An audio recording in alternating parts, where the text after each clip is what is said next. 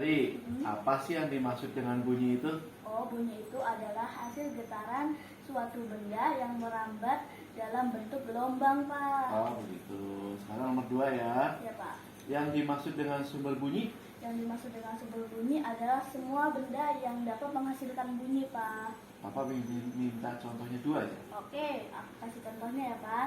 Drum yang kita pukul, gitar yang kita petik, Pak. Oke, nomor 3 ya.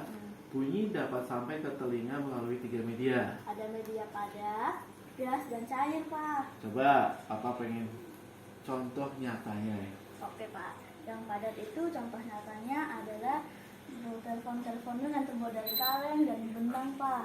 Nah, itu bunyinya itu merabat melalui benang yang menyalurkan suara kita, Pak.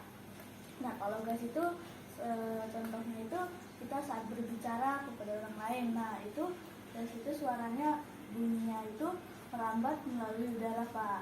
Nah, kalau cair itu contohnya itu ada dua batu nih di dalam air ya, Pak. Kita aduk. Nah, kan menghasilkan bunyinya itu merambat melalui air, Pak. Sekarang, Papa pengen tahu perbedaan gaung dan gema. Oke, Pak. Gaung itu sumber bunyi dan bibit matinya itu jaraknya dekat, jadi terdengar itu kurang jelas ya, Pak. Kalau gema itu sumber bunyi dan dinding pantulnya itu jaraknya jauh, Pak ya, Pak. Jadi terdengarnya jelas. Oke, Papa pengen tahu coba 4 benda yang dapat menyerap atau meredam bunyi. Oh, ada, Pak. Karpet, wol, busa, dan kertas, Pak. Oke, sekarang nomor 6 ya. Apa yang Mas Bari ketahui tentang infrasonik, audiosonik, Ya. dan ultrasonik? Oke, Pak. Infrasonik itu adalah bunyi yang memiliki frekuensi di bawah 20 Hz, Pak, dan hanya dapat didengar oleh hewan-hewan tertentu seperti kelelawar, jangkrik, anjing, dan kuda, Pak. Kalau audiosonik itu adalah bunyi yang memiliki frekuensi antara 20 sampai 20.000 Hz yang dapat didengar oleh manusia, Pak. Kalau ultrasonik itu memiliki frekuensi di atas 20.000 Hz, Pak, yang hanya dapat didengar oleh lumba-lumba. Oke, sekarang nomor 7. Coba ceritakan sama Mas Bari tentang telinga bagian luar. Oh, telinga bagian luar itu ada daun telinga dan saluran telinga atau lubang telinga, Pak.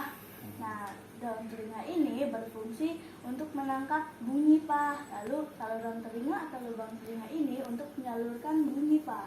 Oh, gitu.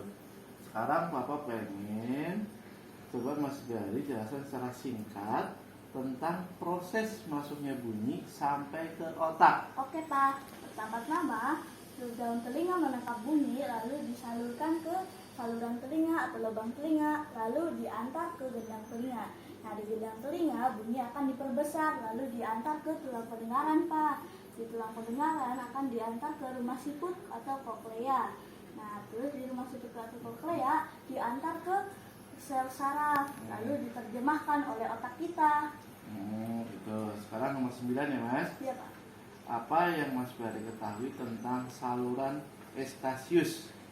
Yang aku ketahui tentang saluran Eustachius adalah untuk menggunakannya untuk mengatur tekanan udara, Pak, dalam telinga, terus dan juga menyalurkan ke rongga mulut kita, Pak. Oh, begitu.